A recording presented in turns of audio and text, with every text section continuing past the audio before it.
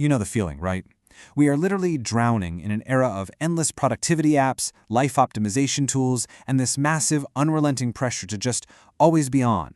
Yet, somehow, pandemic levels of burnout are still sweeping the globe. Well, what if the ultimate life hack for our modern exhaustion isn't downloading another shiny app, but actually tapping into a 2,300-year-old philosophy? Today in this explainer, we're diving deep into Aristotle's golden mean to find a real, actionable path out of the chaos.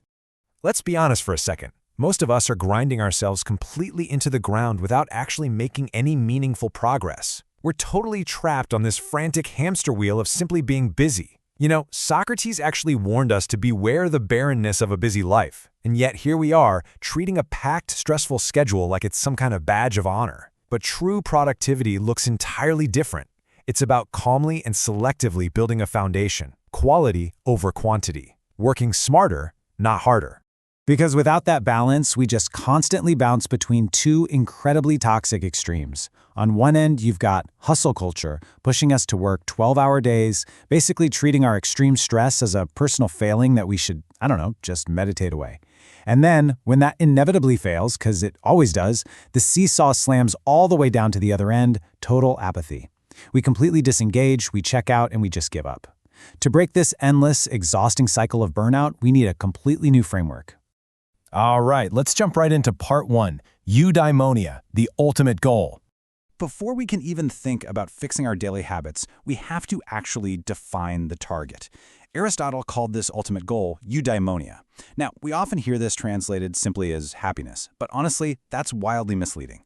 He wasn't talking about a fleeting cheerful mood, sensual pleasure, or some YOLO mentality. Eudaimonia is human flourishing. It's the active expression of your soul using reason over a complete lifetime. It is definitely not a passive state you just accidentally fall into. It's a continuous, excellent engagement with life itself. Aristotle famously noted that pleasure in the job puts perfection in the work. And that is so incredibly profound. True productivity does not come from forcing yourself through endless, mind-numbing busy work. It stems from deep, genuine engagement. Even modern innovators like Steve Jobs echo this ancient truth. Think about it. When you actively enjoy the process and you find your flow state, you innovate more, you manage workloads infinitely better, and you actually protect your physical and mental health along the way.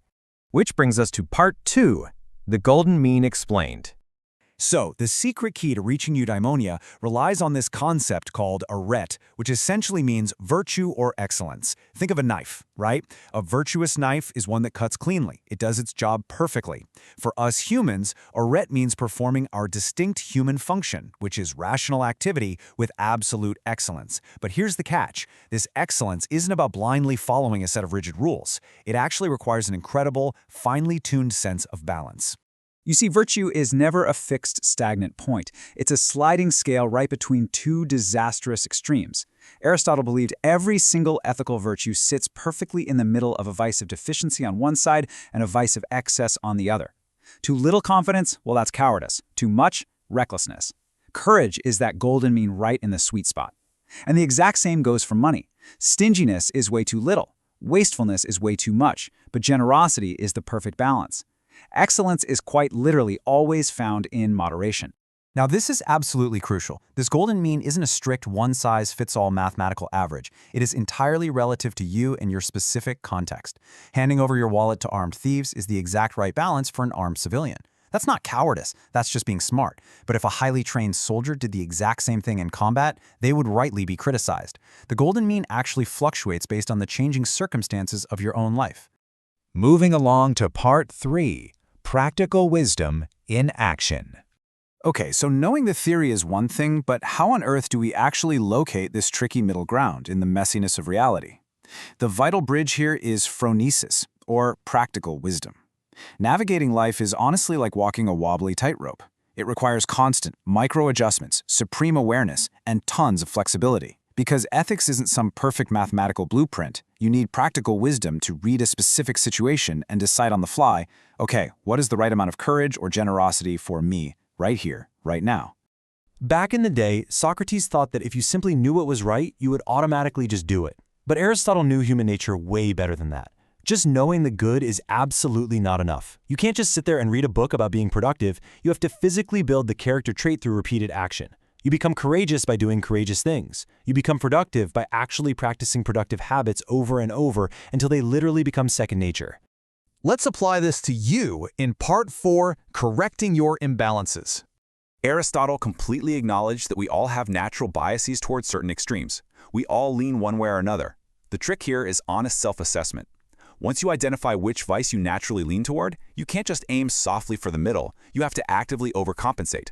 So, if you're a naturally impatient person, you must temporarily practice extreme, almost absurd placidity, until you eventually snap back and settle into a healthy, balanced temperament. Aristotle compared this entire process to straightening warped timber, and it's a brilliant metaphor.